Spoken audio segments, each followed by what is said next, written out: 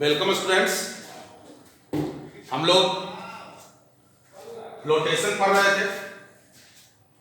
Flotation में चर्चा आया था फोर्स का कि जब किसी बॉडी पे इक्वल एंड अपोजिट फोर्स लगता है, जैसे ये कोई बॉडी है, इक्वल एंड अपोजिट फोर्स लगता है तो ये बॉडी रेस्ट में होता है। जब आपको दोनों तरफ से इक्वली कोई खींचे तो आप बीच में ही रहिएगा।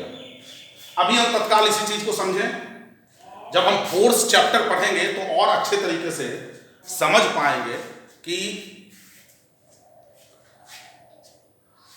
वो यूनिफॉर्म मोशन में भी रहता है। अगर हम लोग इसकी बात करें तो वो यूनिफॉर्म मोशन में भी रहता है ना। तो यूनिफॉर्म मोशन में भी रहता है तो हम लोग वो कैसे रहता है ये सभी सीखेंगे। इसके लिए एक चैप्टर ही है जिसका नाम है फोर्स।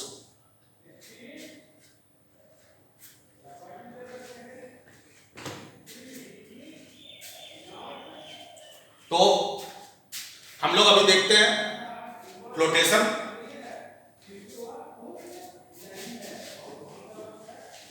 तो सबसे पहले हम लोग कल चर्चा कर रहे थे कि फ्लोटेशन जिसके कारण होता है तो किसी भी लिक्विड के अंदर एक फोर्स लगता है अपवार्ड डायरेक्शन। कल उसकी चर्चा भी हम लोग कर रहे थे कि हम लोग पानी के अंदर कोई चीज को उठाते हैं तो हल्का महसूस होता है और उस फोर्स का नाम भी बताए थे बायंसी। तो हम लोग ये चीज अपने एक्सपेरिमेंट में ऑब्जर्व किए कि in a liquid an upward force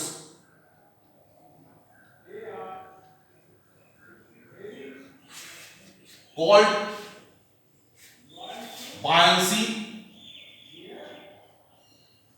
या अप थ्रस्ट भी कहा जाता है।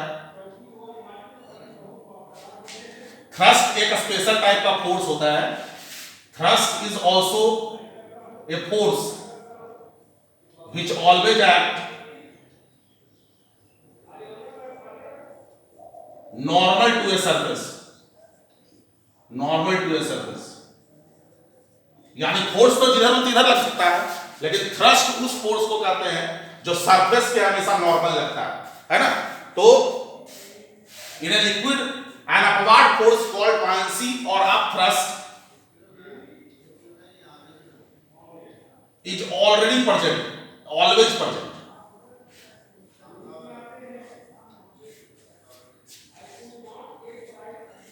मतलब किसी भी लिक्विड में ये फोर्स प्रेजेंट होता है, ये फोर्स प्रेजेंट होता है। तो अब आते हैं कि काउच क्या है इसका। काउच क्या है, काहे प्रेजेंट होता है।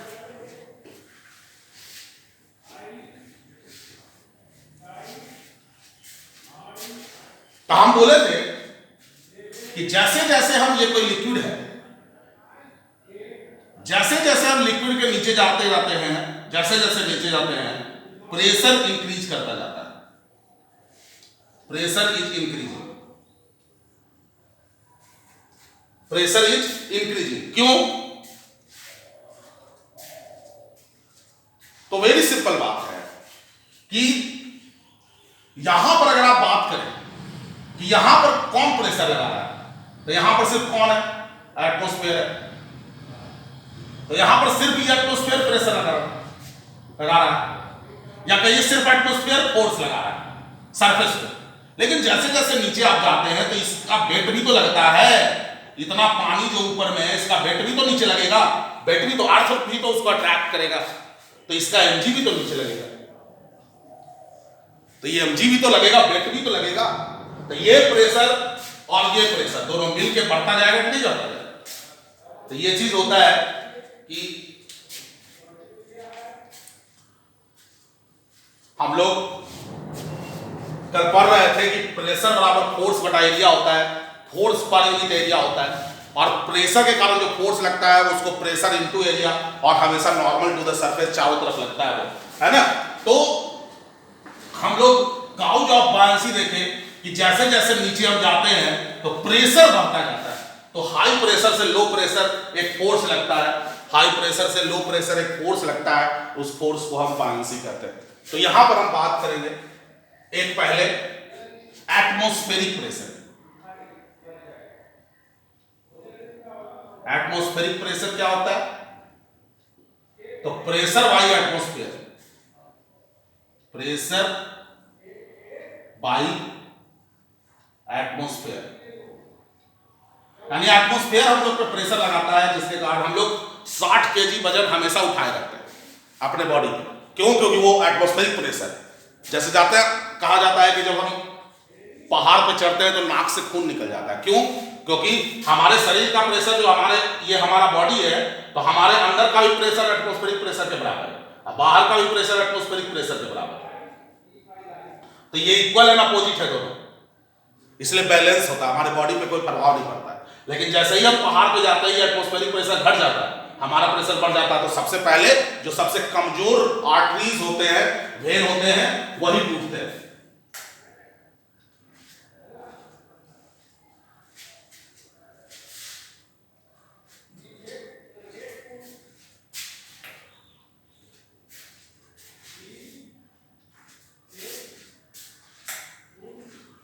तो वही टूटते हैं, फटते हैं, इसलिए वो नाक से खून निकलने लगता है। तो इस तरह से एटमॉस्फेरिक प्रेशर क्या है? तो प्रेशर बाई एटमॉस्फेयर है। होता कितना है? तो 76 सेंटीमीटर ऑफ एचजी होता है, एचजी कॉलम, या हम कहते हैं 760 मिलीमीटर ऑफ, सेंटीमीटर को मिलीमीटर में बदलिएगा, एचजी कॉलम। 760 ये 1 मिलीमीटर ऑफ एचजी को टॉर कहा जाता है। इसको हम ऑल्सो कह सकते हैं 760 टॉर। 1 मिलीमीटर ऑफ एचजी को 1 टॉर कहा जाता है। 1 मिलीमीटर ऑफ एचजी बराबर 1 टॉर। तो ऐसा क्यों बोला जाता है? एक्चुअल में एटमॉस्फेरिक प्रेशर इतना नहीं होता है। एक्चुअल में जो एटमॉस्फेरिक प्रेशर होता है, पीए से दिखाते हैं एटमॉस्फेरिक प्रेशर को हम लोग, ये फिक्स सिंबल है इसका, है ना। तो 1.05 into 10 to the power 5 pascal, 06 होगा, मतलब ये आप यही होता है 1.06, यानी इसको 10 to the power 5 पास्कल के हुई माना जाता है। 1.06 को 1 ले लिया जाता है। तो ये आता, ये इतना हम कैसे लिख रहे हैं? क्योंकि प्रेशर का यूनिट तो हम लोग पढ़े थे, फोर्स बटा एरिया। तो फोर्स बटा एरिया तो न्यूटन मीटर पर मीटर स्क्वायर, इसको पास्कल कहते हैं। तो पास्कल कहते हैं, तो ये पास्कल है। तो ये आता कैसे? ई क्या है और ई क्या है, एक सवाल मन में उठ रहा। तो अभी तो हम इतना सीख लिए कि एटमॉस्फेरिक प्रेशर होता है जो एटमॉस्फेयर प्रेशर लगाता है, यानी एटमॉस्फेयर जो फोर्स पर यूनिट एरिया लगाता है हमारे बॉडी पे, वो कितना होता है? 76 सेंटीमीटर ऑफ एचजी या 760 मिलीमीटर ऑफ एचजी होता है, जिसको हम मिलीमीटर ऑफ एचजी को टॉर भी नाम देते हैं। लेकिन इसका वैल्यू कितना होता है? तो इसका वैल्यू इतना पास्कल होता है, 1.06 into 10 to the power 5 pascal होता है। तो आखिर ये कैसे आता है? ये तो एक्चुअल में एटमॉस्फेरिक प्रेशर को नापा किससे जाता है? तो बैरोमीटर से। Barometer is a device in which atmospheric pressure is measured. तो इसका बैरोमीटर सिंपली हम लोग भी घर में बना सकते हैं, लेकिन उसके लिए पारा होना चाहिए, मरकरी होना चाहिए, एचजी होना चाहिए। कैसे बना सकते हैं?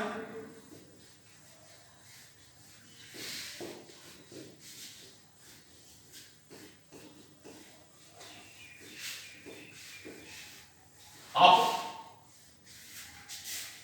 घर में बराबर करते होंगे, जब स्नान कर रहे होते हैं, नहाते हैं, तो बदमाशी करते हैं हम लोग। क्या बदमाशी करते हैं? और उस बदमाशी में ये एक्सपेरिमेंट हो जाता है कि हम करते क्या कि ये पानी भरा हुआ है, ये वाटर है, और एक जग होता है हमारे पास, उसमें भी हम पानी भर लेते हैं पूरा, और इसको इसके ऊपर उलट लेते हैं। तो उलट लेते हैं तो आप देखते हैं कि मतलब पानी नीचे आता है, नहीं आता है। इसी तरह का एक्सपेरिमेंट है, इसी तरह का चीज है बैरोमीटर, खाली बस उसमें मरकरी भरा हुआ है। बैरोमीटर में क्या होता है कि इस तरह का एक वेसल होता है जिसमें पूरा मरकरी भरा हुआ है, और ये इस तरह का एक सिस्टम होता है, इसमें भी पूरा मरकरी भरा हुआ है।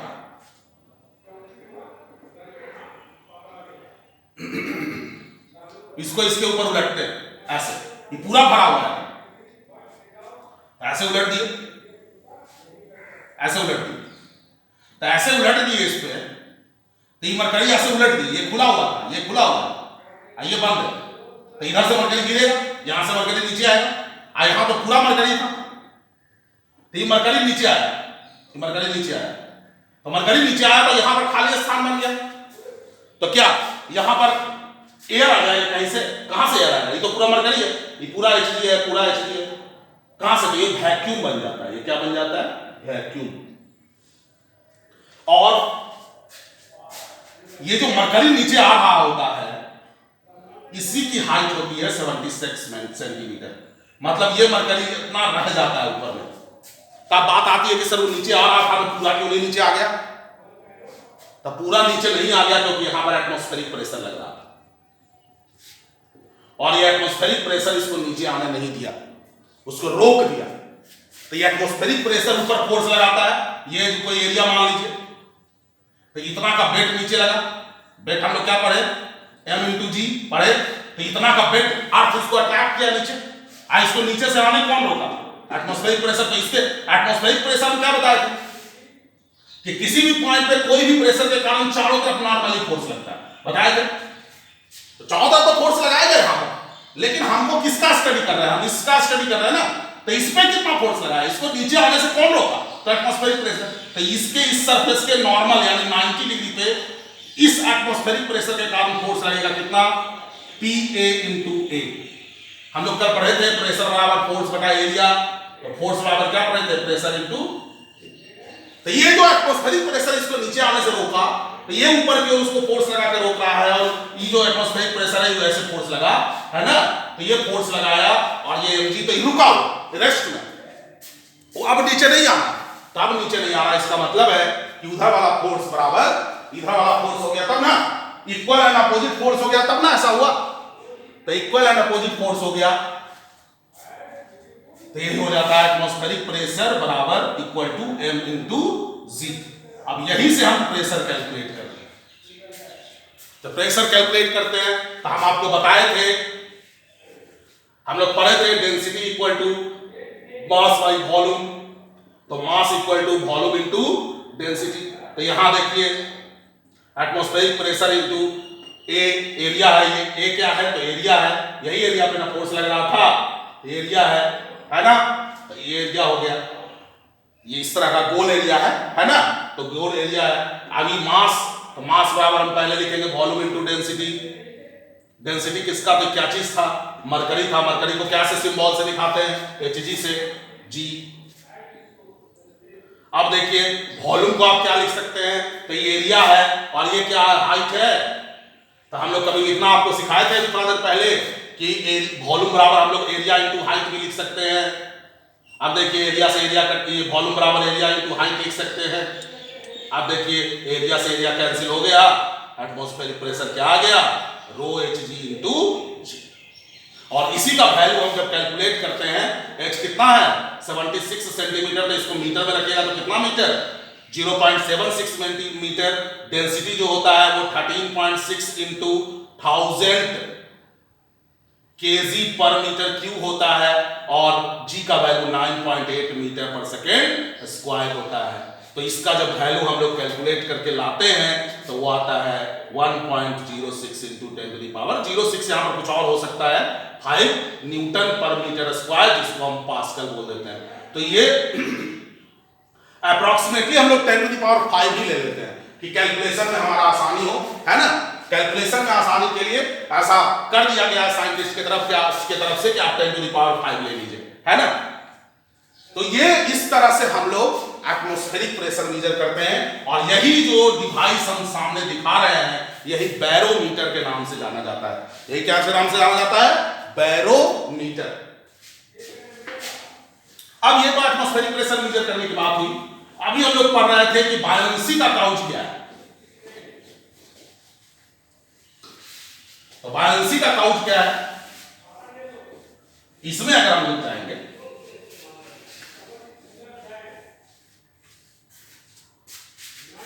तो जैसे मान लीजिए ये कोई पानी वाटर बॉडी है, यहां पानी हम लोग लीजिए, ये पूरा पानी भरा हुआ है, ये पूरा पानी भरा हुआ है। तो हम इसमें हम यहां पर एक बात करते हैं जहां पर सिर्फ एटमॉस्फेयर प्रेशर लगा रहा है, और यहां पर बात करते हैं एक दूसरा पॉइंट ले लेते हैं यहां पर। अब हम यहां एक मास कंसीडर करते हैं, मतलब इस तरह का सम्मान लेते हैं कि यही यहां पर पानी है, यही यहां पर पानी है। ये एक सिलिंड्रिकल बॉडी, मतलब सिलेंडर टाइप का कंसीडर करते हैं कि इस तरह के पानी की हम बात कर रहे हैं। यहां पर भी और यहां पर, मतलब इतना ही पानी की हम बात करेंगे। तो इतना ही पानी की बात करेंगे तो इसका कुछ मास होगा इस पानी का। ये ए पॉइंट है, ये बी पॉइंट है।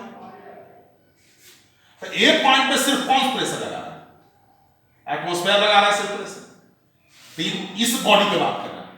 ये प्रेशर इधर लग रहा है तो नीचे से भी ऊपर लग रहा है, नीचे से भी ऊपर लग रहा है, मतलब ये प्रेशर इधर है। इधर वाटर का जो लेवल होता है उसको आप देखते हैं कि टेढ़ा मेढ़ा हो जाता है, ऐसे ऐसे ऊपर नीचे। वो तो जब वेव आता है तो होता है, लेकिन ऐसे अगर स्थिर पानी है तो प्रेशर यहाँ का जो है यहीं का वो बराबर है।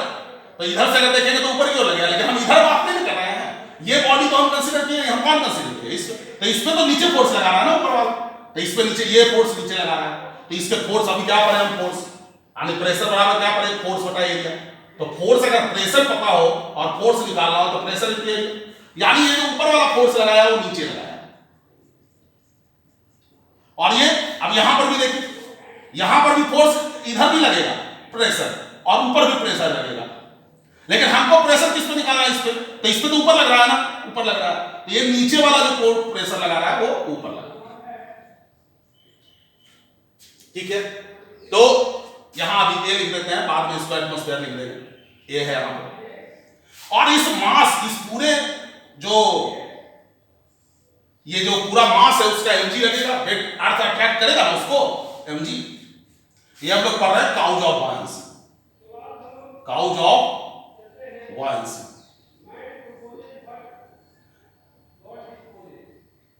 तो आप देखिए ये पूरा पानी क्या में है? रेस्ट में। पूरा पानी क्या में है? रेस्ट में। तो रेस्ट में कब होगा? जब इधर वाला फोर्स बराबर इधर वाला फोर्स होगा। तो उधर फोर्स कितना लग रहा है? PBA। इधर फोर्स कितना लग रहा है? PAA plus mg। अब ये दोनों देखिए PB, अब इस प्लस को इधर ले आए तो माइनस हो गया। अब वही करेंगे जैसा अभी किए थे थोड़ा देर पहले, इसमें से एरिया कॉमन ले लिए। इस मास को क्या लिखेंगे? Volume into density.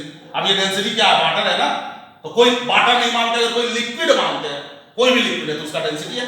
कोई भी लिक्विड है, जो लिक्विड है वाटर नहीं है, कोई दूसरा लिक्विड है तो उसका डेंसिटी है। और वॉल्यूम इनटू डेंसिटी हो गया मास इनटू जी।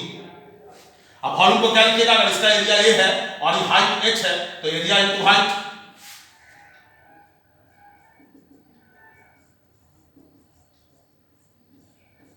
Area into height.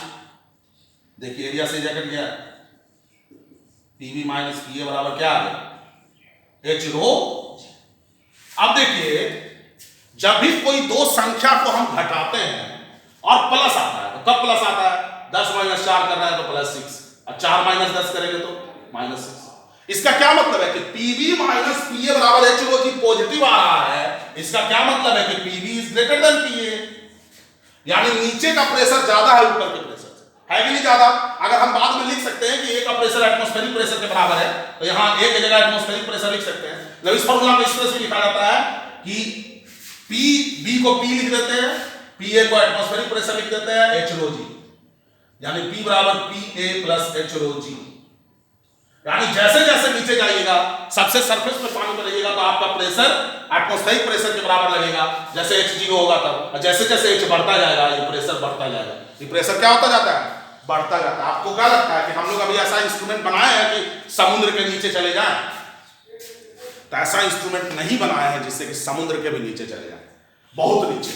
मतलब हमारे पास ऐसा वो जो आप देखते हैं जो सबमरीन कहलाता है, इसको पनडुब्बी बोलते हैं, वो बहुत नीचे नहीं जा सकता क्योंकि हमारे पास ऐसा इंस्ट्रूमेंट नहीं है जो उतना प्रेशर को झेल सके, है ना? तो ये चीजें हैं, तो बहुत ज्यादा प्रेशर बढ़ता चला जाता है। तो हम लोग यहां देख रहे थे कि PB ग्रेटर देन, यानी नीचे का प्रेशर ऊपर के प्रेशर से बड़ा हो गया, तो इसलिए नीचे ज्यादा प्रेशर से कम प्रेशर की ओर, ज्यादा प्रेशर से कम प्रेशर की ओर एक ग्रेडियंट काम करेगा ना, मतलब एक थ्रस्ट काम करेगा ना।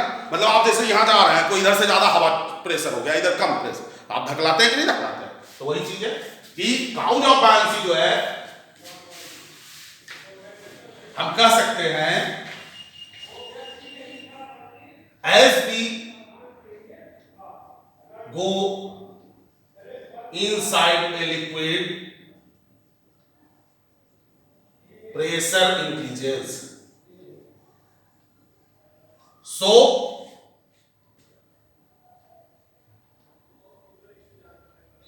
due to a so a thrust be present along the pressure gradient, that is from high pressure to low pressure. This force is called buoyancy. This force is called buoyancy. यही force जो है वो buoyancy कहलाता है. क्या कहलाता है? buoyancy कहलाता है. तो यही है हमारा. अब देखिए काउच पढ़ लिया हम लोग. अब हम लोग buoyancy के बारे में पढ़ते हैं.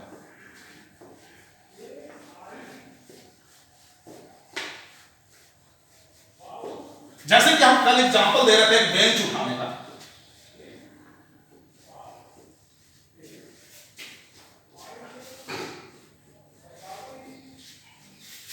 बेंच उठाने का एग्जांपल दे रहे थे कि ये एक कोई बेंच था, बहुत भारी बॉडी था. हम इसको अकेले उठा रहे थे. तो ये अगर मान लीजिए 20 kg का था तो हम ऊपर 200 न्यूटन का फोर्स लगाना पड़ रहा था उठाने के लिए. अब जब एक बॉडी जो है हम सिर्फ उठा रहे थे और एक और दोस्त को लेके आ गए, तो दोस्त को लेके आ गए तो हम इधर से पकड़े हुए हैं और इधर से पकड़े हुए. तो अब हमको तो चाहिए 200 न्यूटन उठाने के लिए, तो 200 न्यूटन चाहिए. तो 100 न्यूटन हम अप्लाई किए, 100 न्यूटन वो अप्लाई किए. तो जब 100 न्यूटन वो अप्लाई किया, हम अप्लाई किए, तो हमारे लिए ये हल्का हुआ कि नहीं हुआ? तो क्यों हल्का हुआ हमारे लिए? तो इसीलिए हल्का हो गया हमारे लिए क्योंकि 100 न्यूटन फोर्स जो है वो मेरा दूसरा फ्रेंड जो था वो अप्लाई कर रहा था. तो दूसरा फ्रेंड अप्लाई कर रहा था 100 न्यूटन का फोर्स. तो यही चीज होता है पानी के अंदर. पानी के अंदर जब हम बॉडी को उठाते हैं तो हमको हल्का महसूस होता है. हमको 200 फोर्स नहीं लगाना पड़ता है. हमको मान लीजिए 100 फोर्स लगाना पड़ता है 100 न्यूटन. तो ये बाकी का 100 न्यूटन कौन लगा रहा है? buoyancy लगा. तो buoyancy का जो मेजरमेंट हुआ था वो आर्किमिडीज प्रिंसिपल के द्वारा हुआ था.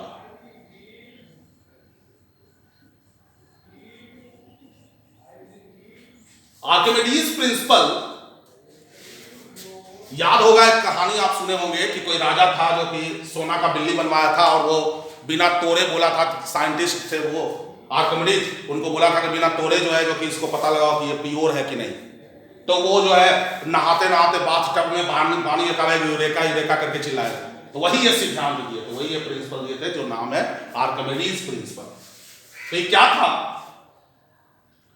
तो कहता है कि when a body is completely or partially dipped inside a liquid,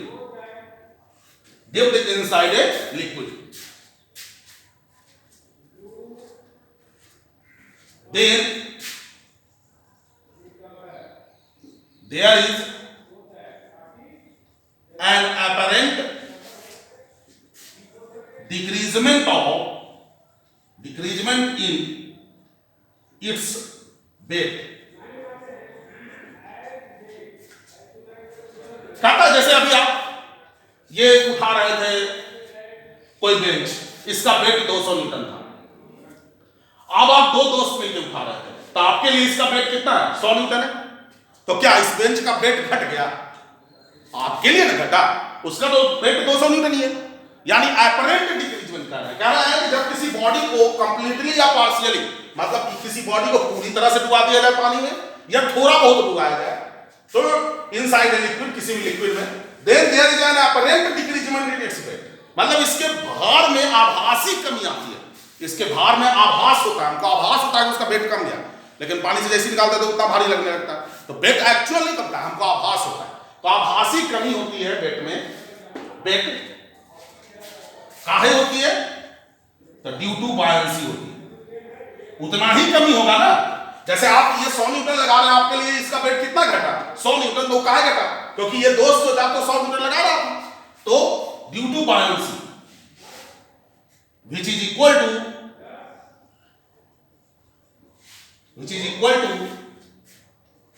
weight of liquid displaced by the body, liquid displaced by the body। कह रहा है कि कहता है जब बॉडी को पूरी तरह से या थोड़ा डुबाया जाता है किसी लिक्विड में, तो उसके वेट में, उसके भार में एक अपरेंट आभासी कमी आती है। और वो किसके कारण आती है? तो बायंसी के कारण आती है। और वो इक्वल होता है किसके? तो weight of liquid displaced by the body. यानी ये जो बॉडी है, जितना लिक्विड डिस्प्लेस किया हुआ होता है, अगर किसी बॉडी को आप पानी में पूरी तरह से डुबा दिए तो कितना डिस्प्लेस किया था? जितना इसका वॉल्यूम था उतना ही ना डिस्प्लेस किया था, पानी ऊपर चला आया था, देखे थे ना आप लोग। तो जितना वॉल्यूम था उतना लिक्विड डिस्प्लेस किया था। तो कह रहा है कि उस weight of liquid displaced by body, यानी जितना ही वॉल्यूम का बॉडी लिक्विड डिस्प्लेस किया, बॉडी इतना वॉल्यूम का लिक्विड डिस्प्लेस किया, उसका वेट यानी उसका भार, यानी उसका एनर्जी करेंगे तब, तो उसी के बराबर ये बायंसी होता है। यानी हम क्या कहें कि जितना वेट कमा, जितना आभासी वेट कमा, उतना ही ना बायंसी था, जितना कमा। और वो कितना था? तो इसके द्वारा जितना पानी हटाया गया, पानी या कोई लिक्विड हटाया गया, उसका वजन तो कितना हटाया गया? अपना वॉल्यूम के बराबर। जबकि पूरा डुबाएंगे तब, अगर आधा डुबाएंगे तो आधा वॉल्यूम के बराबर, 1/4 डुबाएंगे तो 1/4 वॉल्यूम के बराबर, है ना। तो इस तरह से अब आते हैं कि बायंसी का वैल्यू कितना होगा। ये तो प्रिंसिपल हो गया।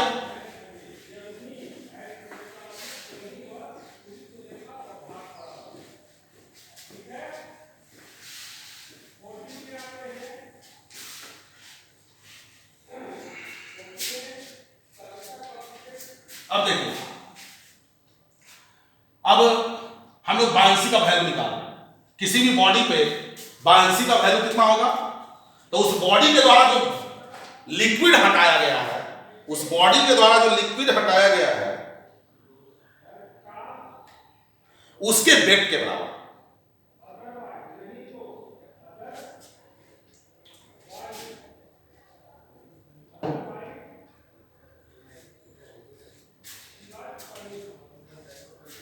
ये देखिए, जैसे ये कोई वेसल है जिसमें लिक्विड भरा हुआ है। अब ये कोई बॉडी हम इसमें डालें, इस बॉडी का एरिया है, ये इस बॉडी का हाइट है, और ये जितना पार्ट अंदर है, ये इतना पार्ट अंदर है। तो इसमें जो बायंसी लगा ऊपर की ओर, वो बायंसी हम लोग क्या पढ़े? Weight of liquid displaced by the body,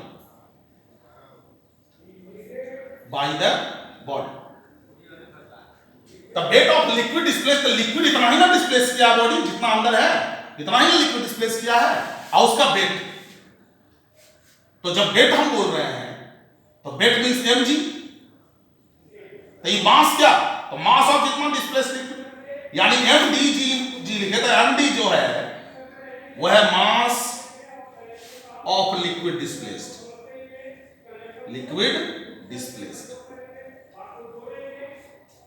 उसके बाद हम लोग क्या पढ़े? मास बराबर क्या पढ़े थे? वॉल्यूम गुना डेंसिटी। यानी ये Vd क्या हो गया? तो वॉल्यूम ऑफ डिस्प्लेस्ड लिक्विड, किसके बराबर होगा? तो इक्वल होगा, जितना वॉल्यूम अंदर है बॉडी का उतना ही ना लिक्विड डिस्प्लेस हुआ। तो equal to the volume of body inside liquid, यानी जितना बॉडी वॉल्यूम बॉडी का इनसाइड है, अंदर है, वो होगा volume of displaced liquid equal to the volume of body inside liquid. अब ये density of liquid, rho L तो है डेंसिटी ऑफ लिक्विड।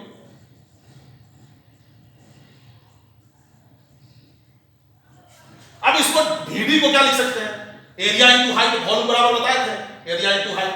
तो ये हाइट है कितना, area into E D into rho है।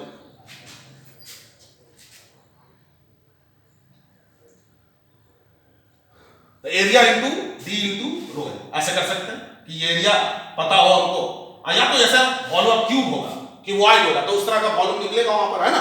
तो जितना वॉल्यूम निकालेंगे, जैसे मान लीजिए क्यूब था इतना, ऐसा,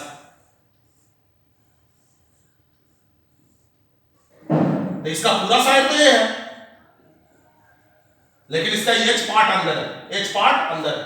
तो हमको क्या पढ़े थे, वॉल्यूम बराबर length into breadth into height. हम क्या बताए थे, एरिया इंटू हाइट, इसको बोले थे कि नहीं बोले, यानी एरिया यहां हो जाएगा ए गुना ए स्क्वायर इंटू एच, ये कितना अंदर रहेगा, है ना। तो इस तरह से हम वॉल्यूम निकालेंगे, डेंसिटी ऑफ लिक्विड। तो ये बायंसी का जब भी हम लोग को निकालना होगा तो ये हो जाएगा डी, जब हम एरिया इंटू डी लिख देंगे तो डी जो हो जाएगा जितना इनसाइड है length of body inside liquid, inside. तो इस तरह से किसी भी लिक्विड के अंदर जनरली हमारे क्वेश्चंस में वो लिक्विड वाटर होगा, क्योंकि लिक्विड से जिससे सबसे ज्यादा पाला हम लोग को पड़ता है वो वाटर है। तो वाटर के अंदर जब हम किसी भी बॉडी को डालेंगे तो अगर उसमें एक बायंसी फोर्स लगना है ऊपर की ओर, किधर की ओर, ऊपर की ओर, और उस बॉडी का वेट किधर लगेगा, उसको अर्थ किधर अट्रैक्ट करेगा, नीचे की ओर। तो ये दो फोर्स लग रहा है उस पर। अभी दो फोर्स पानी के अंदर जब लग रहा है, अगर दोनों इक्वल हो गया तो बॉडी तैरेगा यानी फ्लोट करेगा, अगर नीचे ज्यादा हो गया वेट तो वो डूब जाएगा। तो यही चीज है हम लोग देखेंगे।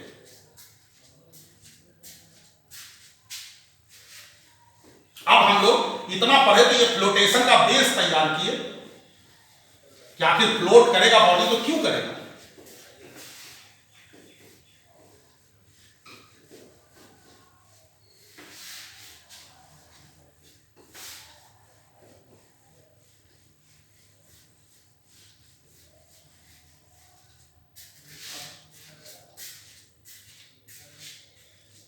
अब आते हैं हम लोग फ्लोटेशन।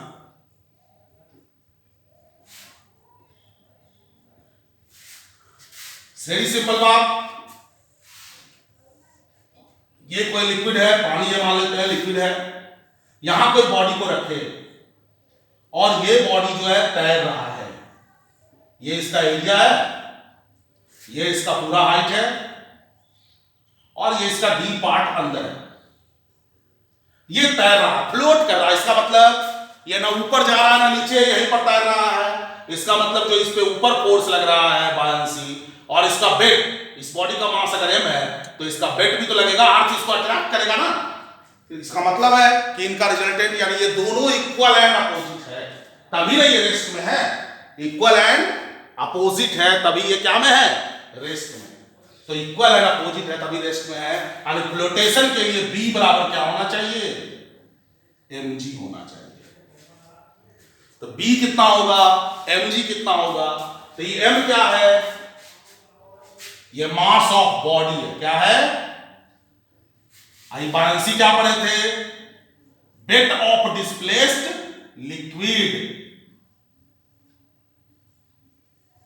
वेट ऑफ डिस्प्लेस्ड ये था मास ऑफ डिस्प्लेस्ड लिक्विड।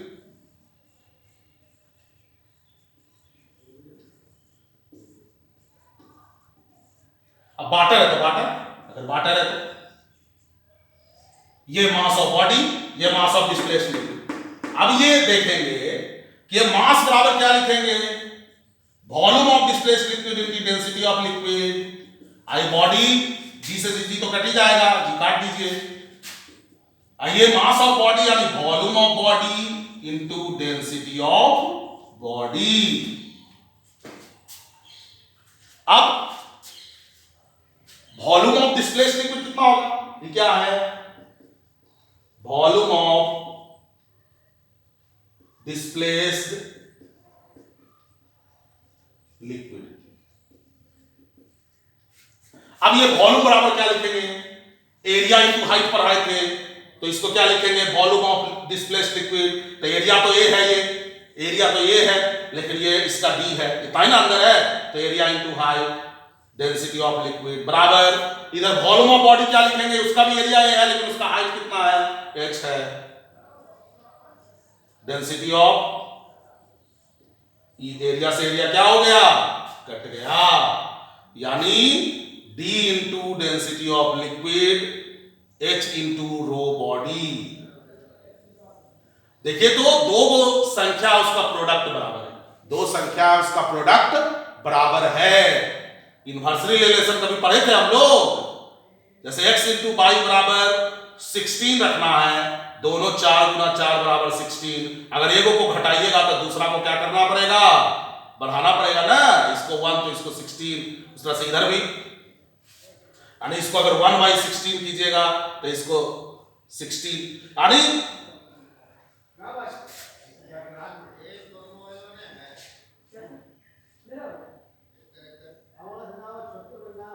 1/4 कीजिएगा तो 64, मतलब कि ये है, यानी हम देख रहे हैं कि जितना हम x को घटाएंगे y को बढ़ाना पड़ेगा, यानी दो संख्या का प्रोडक्ट बराबर रखना है। देखिए दो संख्या का प्रोडक्ट बराबर रखना है तो एक संख्या को घटा रहे हैं तो दूसरे को बढ़ाना पड़ रहा है, तो यही पता चल बात है कि कब तक तैरेगा ये, इसको हम कब तक तैरता हुआ मानेंगे, जब तक डेंसिटी की जो d का वैल्यू जो है वो h के छोटा होगा या बराबर होगा। फॉर फ्लोटेशन, तैरने के लिए हम कब तक तैरता हुआ मानेंगे, जब तक एकदम से यहां आ जाए, एकदम से अति करके तैरे, एकदम से ई लेयर और ई लेयर साथ साथ हो, तो कब ऐसा हो, जब d बराबर h हो जाए। अब तैरता हुआ कब मानेंगे, जब d छोटा हो h बड़ा, मतलब h बड़ा हो d छोटा, तब ना इसको तैरता हुआ मानेंगे। यानी d या तो छोटा होना चाहिए तो बराबर होना चाहिए h से, तो d छोटा जब होगा तो ये बड़ा होना चाहिए कि नहीं, क्योंकि दो का प्रोडक्ट बराबर होना चाहिए, तो ये छोटा नहीं बड़ा, यानी रो l बड़ा होना चाहिए रो बॉडी से, या बराबर भी चल सकता है, बराबर भी चल सकता है। यानी for flotation density of liquid must be greater than density of body, और अगर बराबर होगा तो एकदम से दोनों का लेयर एकदम समान होगा, यानी एकदम से ये पूरा कंप्लीटली डीप करके तैरेगा, मतलब एकदम अपर लेयर बराबर होगा। यानी हम कह सकते हैं कि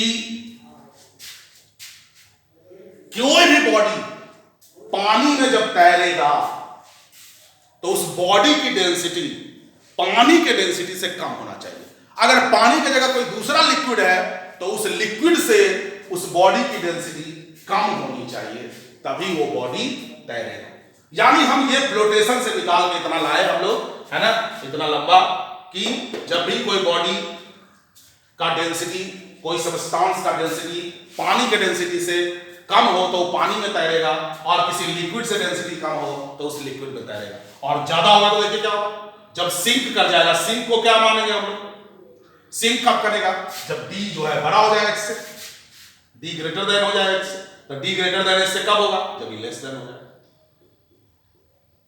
यानी डेंसिटी ऑफ बॉडी जब ज्यादा हो जाएगा तो वो सिंक कर जाएगा, डूब जाएगा, वो क्या कर जाएगा, डूब जाएगा। तो इस तरह से ये हम लोग देखे कि कोई बॉडी क्यों तैरता है। तो आज का ये लेक्चर है, तो इसको बढ़िया से 1-2 बार देखिएगा, और कोई भी दिक्कत हो तो कमेंट प्लीज, और आज के लिए इतना ही, धन्यवाद।